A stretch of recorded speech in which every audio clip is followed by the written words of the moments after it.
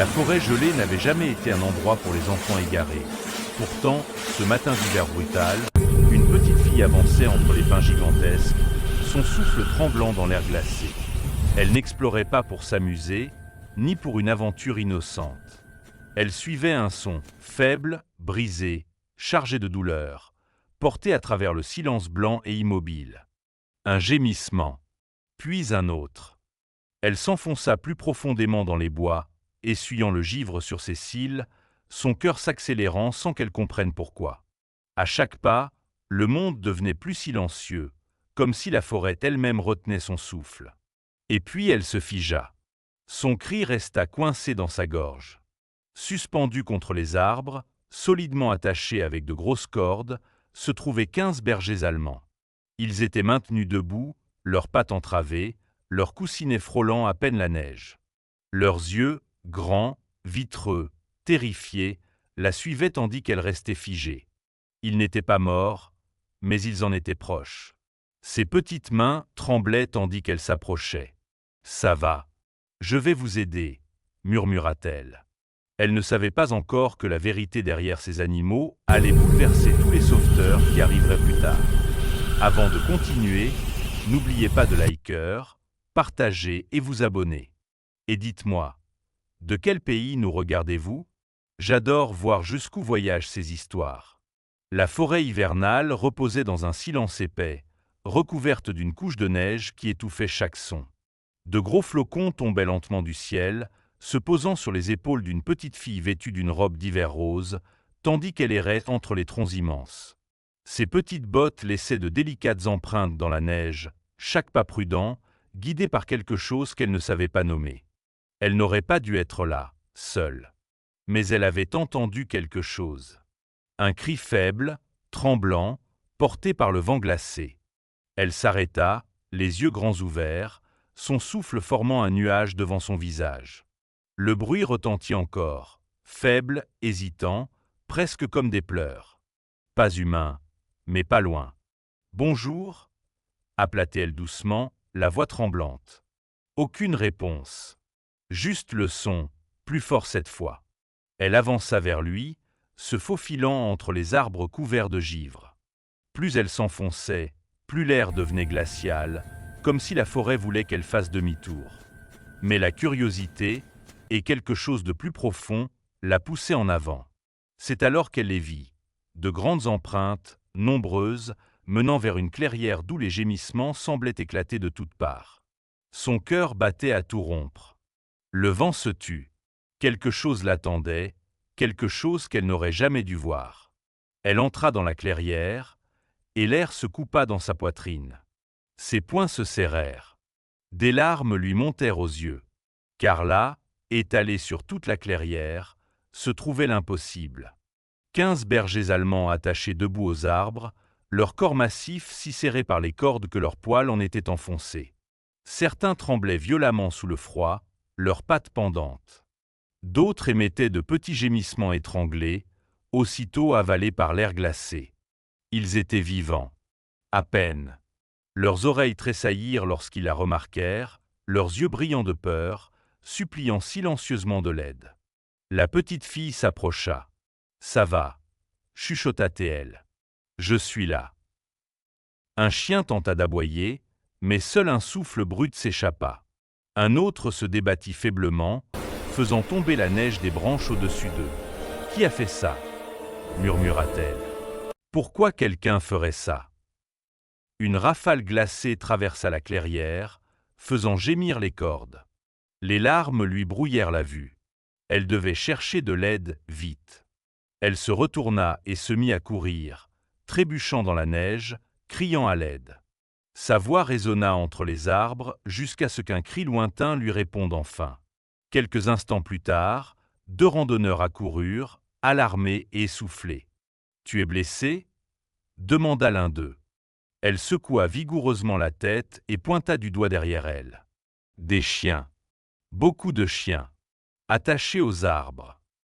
Les hommes échangèrent un regard confus jusqu'à ce qu'ils atteignent la clairière. Leur visage se décomposa. Appelle le 911. Tout de suite. En quelques minutes, Des véhicules d'urgence envahirent l'entrée de la forêt, leurs sirènes déchirant l'air glacé. Des policiers, des maîtres chiens et des équipes de contrôle animalier suivirent la fillette à travers les bois.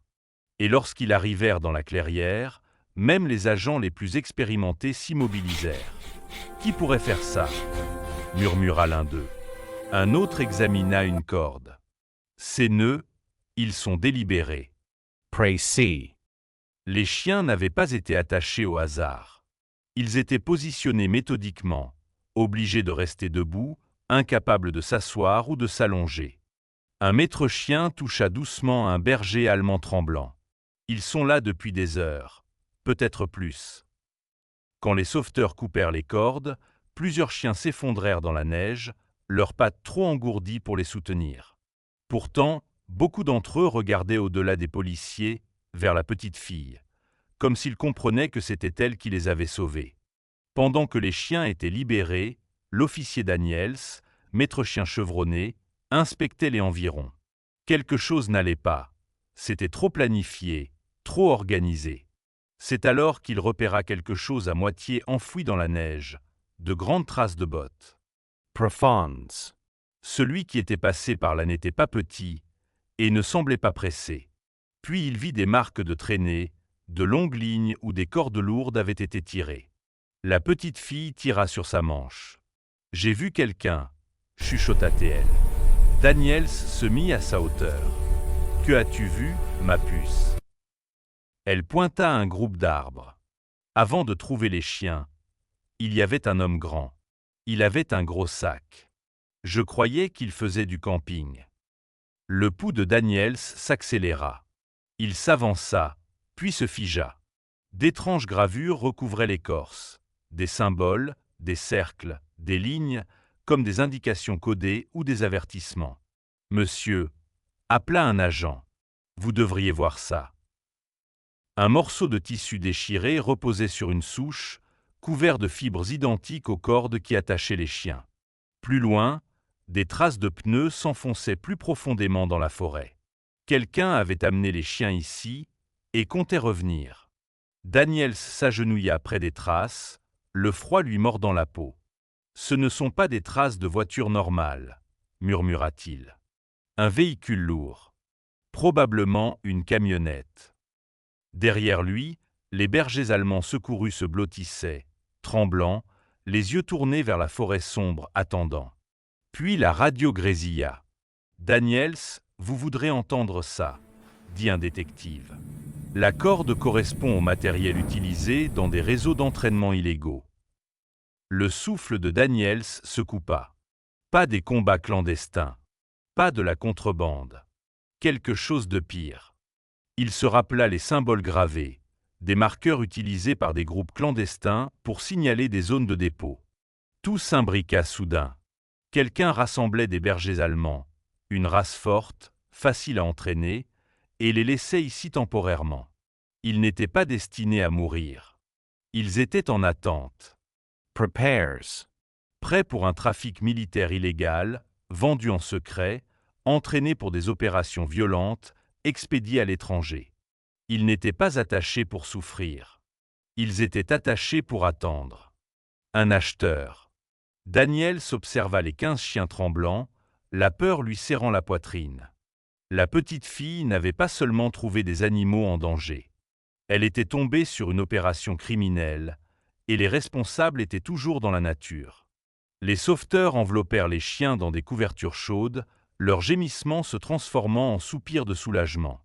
Certains d'entre eux se pressaient contre la petite fille, la frôlant de leur museau en signe de gratitude. Elle rit à travers ses larmes, essuyant les flocons sur leur fourrure.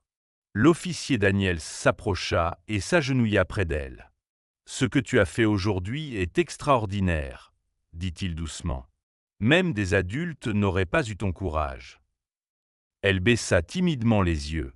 « Ils avaient besoin de moi, » murmura-t-elle.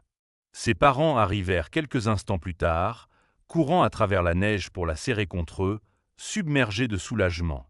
Les agents les observèrent avec admiration. Cette petite avait sauvé 15 vies simplement parce qu'elle avait écouté.